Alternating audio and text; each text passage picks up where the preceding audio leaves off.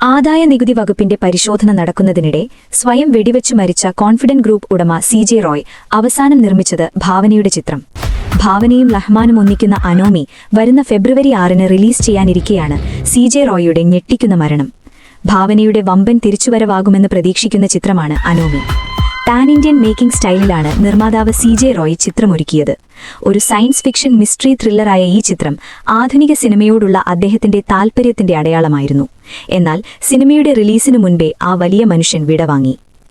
വർഷങ്ങൾക്ക് മുൻപ് ദുബായിലെ മണൽപ്പരപ്പിൽ കെട്ടിടങ്ങൾ പടുത്തുയർത്തുമ്പോഴും റോയ് CJ എന്ന മനുഷ്യന്റെ ഉള്ളിൽ ഒരു സിനിമാ പ്രേമിയുണ്ടായിരുന്നു. വെറും കച്ചവടത്തിനപ്പുറം മലയാള സിനിമയെ ലോക നിലവാരത്തിലേക്ക് ഉയർത്തുക എന്നതായിരുന്നു അദ്ദേഹത്തിന്റെ ലക്ഷ്യം. അങ്ങനെയാണ് 2012-ൽ മോഹൻലാലിനെ നായകനാക്കി ഏറ്റവും ചെലവേറിയ കാസനോവ എന്ന ചിത്രം ആദ്യമായി നിർമ്മിക്കുന്നത്. പടം പൊട്ടിയെങ്കിലും റോയിയുടെ കോൺഫിഡൻസ് കൊണ്ട് വീണ്ടും സിനിമകൾ ചെയ്തു. മോഹൻലാലിനെ വെച്ച് 2013-ൽ ലേഡീസ് ആൻഡ് ജെന്റിൽമാൻ, മരക്കാർ, അറബിക്കടലിന്റെ സിംഹം തുടങ്ങി നിരന്തരം സിനിമകൾ. 2025-ൽ ടൊവീനോയെ നായകനാക്കിയ ഐഡന്റിറ്റി എന്ന ചിത്രവും റോയ് നിർമ്മിച്ചു. മലയാള സിനിമയെ ആഗോളതലത്തിലേക്ക് ആഗ്രഹിച്ച ഒരു സിനിമാ സ്നേഹിയുടെ അവസാനത്തെ കയ്യൊപ്പാണ് ഭാവനയുടെ അനോമി. ഈ വാർത്ത ഇഷ്ടമായാൽ ലൈക്ക് ചെയ്യൂ, ഷെയർ ചെയ്യൂ. നിങ്ങളുടെ അഭിപ്രായം കമന്റായി രേഖപ്പെടുത്തൂ.